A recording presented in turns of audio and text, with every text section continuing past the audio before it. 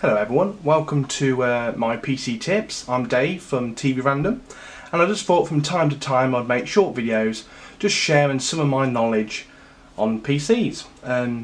So welcome to the first video. This will just be 3 ways or tips to improve the performance of your computer or PC to hopefully give you a smoother experience. So anyway, the first one, if you just click on the Start menu, click on the little settings icon, and then if you click on privacy, and here this is probably the simplest of the 3.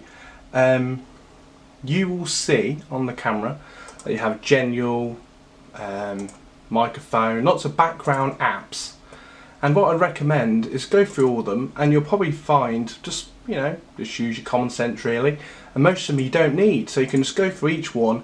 And as you can see, I've clicked literally all them off. Things like you don't really need to have notifications about apps, and then just to make sure the background apps, and you'll probably have hundreds, I don't know about you, I've got hundreds of these on mine, just click all of them off. If you ever need to use them, you can always double click on them or reopen them, or whichever you prefer, but all these just slow down your computer, pulling on its performance. So that's the first one, quite easy.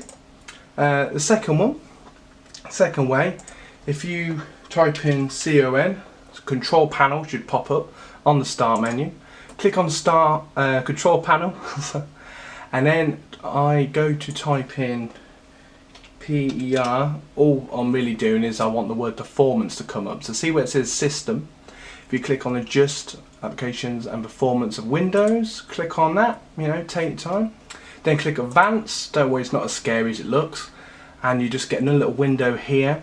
And on your computer, I don't know if you can see my mouse there, the total RAM, the onboard RAM that the computer's using on yours will be about 1,000. If it's under that, that's probably why it's slow in the first place. If you just click on Change, now your computer, or most computers, the Windows will just be doing all this for you.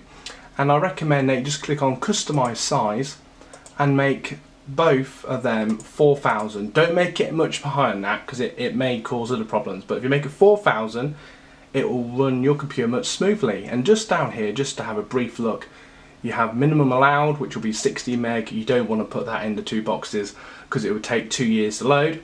And recommendation, which will be about 1 to 2,000, I would completely take no notice of that whatsoever and make it 4,000, and you should see quite a nice performance change once you do this. So just make both those boxes 4,000, click OK, click Apply, click OK, and from there you should notice a nice little performance. Even try and restart the computer and see if you notice anything different. Now the last one I'm going to do is slightly more advanced but even more effective. Type in msconfig, right? Now you'll just see systems configuration. I can't say the word. Just click on that.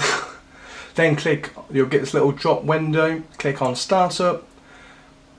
Click Open Task menu, and then here, just click on. You'll get a new window. You got Startup, and on your computer you may have 15 to 30 background programs or start drivers that will load up when you start. Now what the startup, basically, as it says, startup, so every time you turn on your computer it loads all these. Now just be careful, because a lot of these are drivers like audio background drivers, or if you've got a graphic card, you don't really want to turn them off. But if Windows Defender being another one, but if you come across things that you've installed and you don't necessarily need that, for example Steam, you don't need to use that every time you turn on your computer. So just click on that, click Disable, which you can see mine already is, so you don't need to press that, but that will say disabled. Press that, and there'll be 3 or 4 other obvious things like games you're not using, or if you don't recognise it completely, I would recommend you Google it first just to make sure it's not an important driver.